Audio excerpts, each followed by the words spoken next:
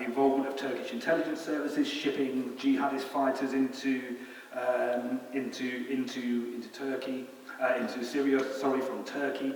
I can talk about the evidence for that and how we published this kind of information. I can talk about the role of the white helmets as well. This is another thing that I get quite a lot of criticism for, but I mean the white helmets are essentially a faux humanitarian organisation, which are essentially jihadist groups.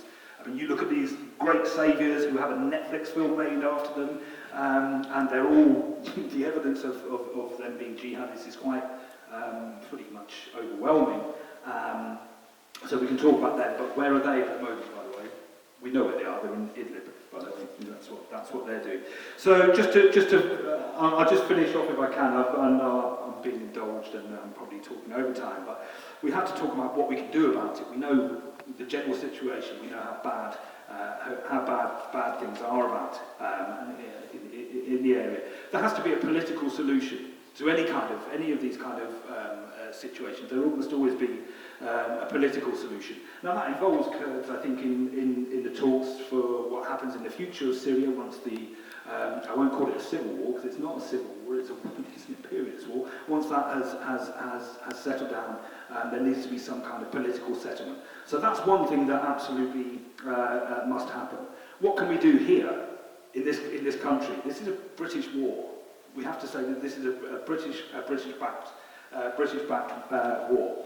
The attitude, I think somebody mentioned the Armenian genocide earlier, but Britain's toxic relationship with Turkey is underlined by its attitude to a failure to push for recognition of the Armenian genocide. And they said they wouldn't do it because Turkey is too important politically and commercially to upset. And the same thing is happening with the Kurds as well. Now, how did the tide turn? Because the issue has become more, people have become more aware of what's happening in northern Syria. This is because now that there has been a critical mass built, this is really important to see people out on the streets protesting against the invasion. Now that increases the pressure on our government. So we can talk about appeals to the United Nations, to NATO, to the European Union, but all of these are forces that were set up deliberately to entrench the capitalist system, and they have a vested interest in keeping these wars going. So we have to build our own independent bodies. In this country, again, we have an opportunity, and people will say don't politicise it, but you can't take politics out of what's happening. I'm not a Labour Party member, I'm a communist, but we have a unique opportunity on December the 12th to actually get rid of the government. I mean, the Tory government, we have to say, has supported every brutal regime, every brutal dictatorship in history. You need to look at their attitude to what's happening in places like Bolivia and Venezuela to see that, of course, now. So we have an opportunity to make a fundamental change and a fundamental shift in foreign policy away from one that supports war and profit to one of solidarity and cooperation. Also, finally, I can see she was twitching. On December the 3rd, we again have a big opportunity. President Erdogan is going to be in London for the NATO summit. The NATO summit, so we have 2 days, November the 3rd and November the 4th. On November the 3rd, Tayyip is coming to tea with the Queen. Imagine that. There he is, this brutal authoritarian dictator. Well, she would herself be a brutal authoritarian dictator given the chance. The monarchy, but they're going to be there. The world leaders will be there having tea with the Queen on December the 3rd. So there's a huge demonstration planned in London. There'll be coaches, I guess, from Manchester going down. I would imagine our friend from Stop the War might have something to say about this. But we also have a big Kurdish bloc organised. We had a meeting with the Stop the War national officers the other day to kind of get some planning around this too. So get involved in that if you can as well. Thank you. Thank you, Steve. I do have to say, because we're in the Quaker Meeting House, which is non-political in a party political way, that people are encouraged to take these issues to all of the people who are prospective candidates in the coming election, and then you can make your choice. Right, Rethink, Rebuild Society. We're into solutions now a little bit, so I'll hand over. Okay, thank you so much. Good evening, everyone, and thank you for inviting the evening table to talk about this important and timely event. I'll try to be Very quick and brief. First of all, we would like to clarify that as Rethink Rebuild, we are fully against human rights abuses that are taking place in Syria, and we do not justify it no matter where it comes from. Every Syrian individual, regardless of their ethnicity or religious background, has the right to live in peaceful and dignified manner. And we also share with our Kurdish compatriots the desire to live in a free and democratic Syria and to end all forms of injustice, dictatorship, and oppression. Clearly, as my colleague mentioned, that the situation in North Syria, likewise in every part in Syria, is complex and indeed difficult to comprehend. But people understandably have different perceptions on how to frame the Syrian conflict and how to construct their narratives and counter-narratives on the intricacies of the recent development taking place in North Syria. Now, if you allow me just to go back a little bit to the Syrian revolution, which started in 2011, it's important to mention that Syrian Kurds were very important of the Syrian revolution against the Assad regime. And in 2011, they took the streets in peaceful demonstrations in different cities across Syria with the hope to crack down the Assad regime and to gain freedom. But unfortunately, as everyone knows, due to the Assad regime continuous violence and killing of civilians, the revolution was militarized. Now, Syrian Kurds, like the rest of other opposition groups in Syria, have created their military group, and the most important one is the YPG, the Kurdish People Protection Unit, which is linked ideologically with the Kurdistan Worker Party, PKK, a group that is designated by Turkey, the US, and the European Union, including the United Kingdom, as a terrorist organization.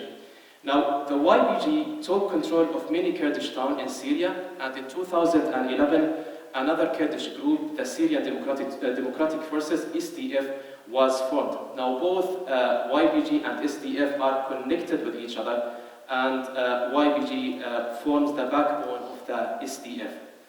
Now, the Syrian Democratic Forces' aim, among other things, had been to fight for self-rule or political autonomy within Syria, as they have experienced discrimination historically. Now, when the US created the international coalition against ISIS, the Syrian Democratic Forces became the main forces on the ground for this coalition, and under the protection and aerial coverage of the US-led coalition, the SDF played a key part in defeating ISIS in northeast Syria. Now, the defeat of ISIS resulted in northeast Syria to be under control of SDF, and the area has been strategically important for the US and SDF as it has important resources such as oil and fertile ground. Now, it's fair to say that the SDF's strong presence in northeast had been attributable to the US military support and the protection of the US flag. The problem is that the SDF undertook operations in several Arab-majority towns and cities in northeast Syria, where Kurds made up 10% of the population of those cities. And it has been alleged that the SDF violated human rights in Syria, mainly against Arabs, with allegation of deliberate demographic engineering in this part of Syria. And in March 2018, a UN report, a report by the UN Commission of Inquiry, accused the SDF of human rights violation and attacks on civilians in Syria. Now, back to the current situation, or the Turkish offensive that took place in October 2019, and following the call between Trump and Erdogan, the US announced its military withdrawal from northeast Syria, exposing Kurdish fighters and paving the way for the Turkish offensive, which started in 9th October. Now, when the Turkish offensive occurred, a large number of Arabs, but surely not everyone, endorsed the operation because it would restore Arab areas which had been captured by YPG and SDF, and it would minimize the perceptual human rights violations of YPG and SDF against Arabs. Now, as for Turkey, as mentioned earlier, the motives had been to remove any Kurdish military grouping from its borders.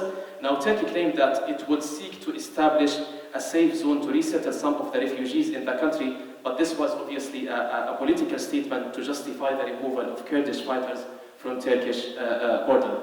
Now, as for Turkey, again, the offensive has been criticized regionally and internationally because Turkey's offensive was seen by many Syrians as another occupation of a Syrian territory, added to the occupation of US, Russia, Iran, Hezbollah, and the list goes on. And also Turkey came under fire over alleged human rights violations and war crimes by its Arab allies. Now, as you know, of course, the offensive stopped, but the situation is far from over. So I will leave it there just to save time. And I would like to conclude and say that if we want to be the voice of Syrians, we should reiterate some of the questions that we often mention in our meetings for the last 9 years since the beginning of the conflict. We ask, why do some people only focus on the Turkish offensive in northeast, although criticizing the offensive is justified, and overlook or ignore 9 years of mass destruction and brutal killing of hundreds of thousands of civilians by the Assad regime? Not to mention that a few days ago, Reuters reported that 15 people were killed by a missile attack by the Assad regime. We also ask, why do those people keep silent on atrocities of the Russian forces, which have launched an extermination campaign against civilians, resulting in the death of thousands of Syrian civilians and destruction of several hospitals and schools? And finally, and I will end with this one, why did they remain silent on the atrocities of the US-led coalition, which under the pretext of fighting ISIS, destructed several cities and killed and displaced thousands of Syrian civilians? Thank you. Yes, I think just to answer that for a minute, that we do acknowledge that Bashar al-Assad has done a lot of really bad things. What we're talking about particularly is the Kurdish situation today. I'm going to hand over to Ron, and then it will be questions. It's a pleasure to be here. So many activists and fighters. I'll just say briefly about myself, because people always ask. I was born and raised in the United States. I started to become political in the American Civil Rights Movement, but I really became a peace activist and anti-war activist when I was 17 years old and I was conscripted into the U.S. Navy. And I turned against the Vietnam War when I was in the Navy, and I've been active ever since. And I think the one thing that I have learned in all these years, it's not our government has made mistakes or this or that president was wrong. It's inherent in the very system itself. It was imperialism.